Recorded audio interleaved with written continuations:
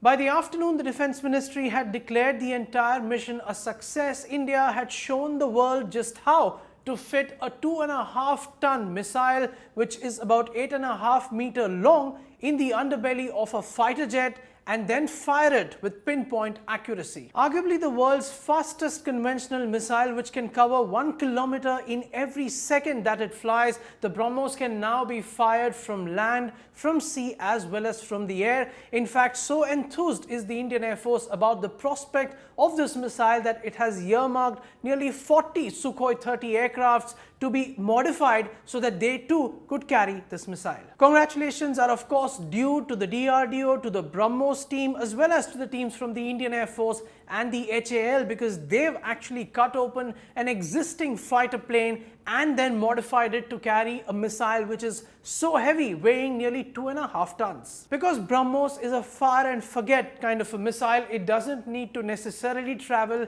in a linear path. In fact, all it needs is the end point where the target is, and it can do zigzag maneuvers so that the enemy can never know just where the aircraft is and from where the missile has actually been fired. In fact, with this test, the Indian Air Force and the Indian Armed Forces in general bring in an element of unpredictability, an element of mobility, which will create immense doubt in the minds of the enemy. The BRAHMOS team has now had about 60 odd test firings without an incident. In fact, all of them ending up in success, which is an enviable record. But now, from this point onwards, there is more work which has to be done.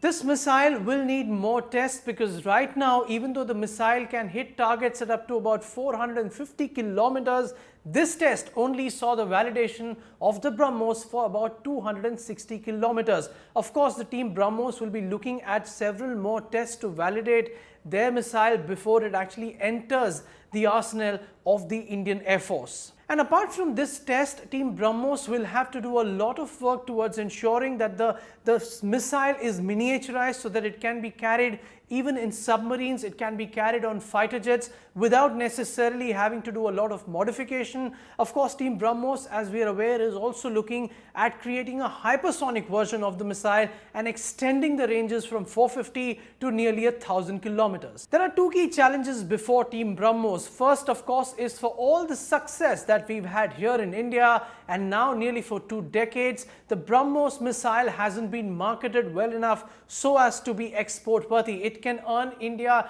immense value, not just in terms of earnings, but also in terms of building leverages and influencing the outcomes in our neighborhood. India and Russia both have been open to the idea of exporting, but unfortunately India hasn't been able to export this brilliant missile to anyone. In this venture, Russia still holds the upper hand. It provides the key components for this missile in terms of the engine, in terms of the booster, as well as certain seeker systems. India has been trying hard to develop its own technology, its own capability as well. But as of now, Russia still holds the upper hand, and in this agreement, it's likely to continue that way. But the spin-offs can be extremely interesting. India has to learn from the project and has to ensure that other missile systems that India is developing in those areas, the percolation effect of learning out of the BRAHMOS experiment does take place, and India's indigenous content rises in every other missile system that India is trying to lay its hands on. So it's a proud moment for all of us Indians, but as we just discussed, there are several challenges and the road ahead is a long one. Thank you for watching. Goodbye.